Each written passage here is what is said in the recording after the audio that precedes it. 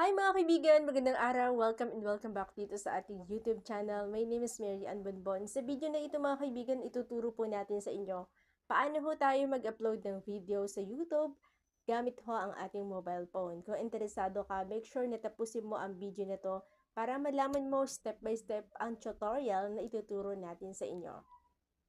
Okay mga kaibigan, so ngayon dito na tayo sa cellphone natin at ipapakita natin sa inyo paano tayo mag-upload ng video sa YouTube gamit ang ating cellphone, okay?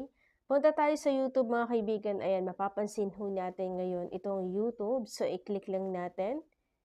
And then, pag dito na tayo, ayan, pakita muna natin sa inyo yung account po natin, ayan. Kung hindi pa po kayo nakapag-subscribe sa ating mga kaibigan, click nyo lang po yung subscribe button at mapapanood nyo na po yung ilan ho sa ating mga video na in-upload dito po sa ating YouTube channel. Okay, so i-click nyo na yung subscribe button mga kaibigan para updated kayo every time na may mga bago tayong upload. Okay, so ngayon, makikita natin itong plus sign na to. Ayan, click lang natin yung plus. Click natin itong video. Teka lang.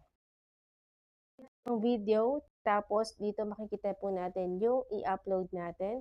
Click lang natin to. Ayan. Tapos mga kaibigan, okay, wait lang. Okay, so pagkatapos, kapag okay na, click natin itong next. Yan. And then dito mga kaibigan, ipapakita pala natin sa inyo kung paano tayo maglagay ng title. Dito maglalagay kayo ng title. Tapos maglalagay din kayo ng description box. And then kung meron na po kayong na-prepare na YouTube thumbnail, pwede nyo i-click yan. And then hintayin lang natin. Pwede po kayong mag-upload dito ng thumbnail kaagad para hindi na kayo mahirapan. Okay? Punta tayo dito sa image. So, sa atin, hindi pa tayo nakapag-prepare ng ating thumbnail. So, pahuli na lang natin. Basta importante, pinakita natin sa inyo paano ho tayo mag-upload ng ating video sa YouTube gamit-gamit yung ating mobile phone. Okay? So, dito, mag-create lang tayo ng ating pong title kung anong gusto nating i-title doon sa ating video na i-upload. Okay? So, for example, maglagay kayo ng title kung tungkol saan ang video na i-upload ninyo, maglagay po kayo ng title. Okay? So, ngayon, kapag okay na, i-schedule lang muna natin to or i-private lang muna natin. To, private lang muna natin. Itong ating visibility. Ayan, private muna natin kasi wala pa tayong title na ilalagay. Pero kung kayo po, meron na kayong title na ilalagay, mas maganda po na maglagay na kayo ng title. Tapos, ito sa audience, ayan, click natin ang audience. Dito may pagpipilian tayong dalawa. Yes, it's made for kids at no, it's not made for kids. Okay, so syempre mamili lang kayo kung hindi pwede sa mga bata, i-click nyo po yung no. Kung pwede sa mga bata, i-click nyo naman yung yes. Okay, once okay na, click po natin itong upload. Ayan.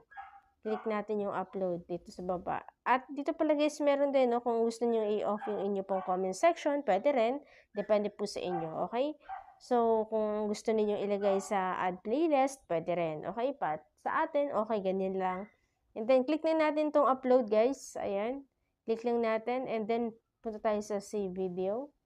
Okay, kung makikita natin dito mga kaibigan, uploaded na po yung video natin. At hihintayin na lang natin yan ng ilang minuto. Hihintayin na lang natin ng ilang minuto para ma-upload yung video natin. Okay, so yun lamang.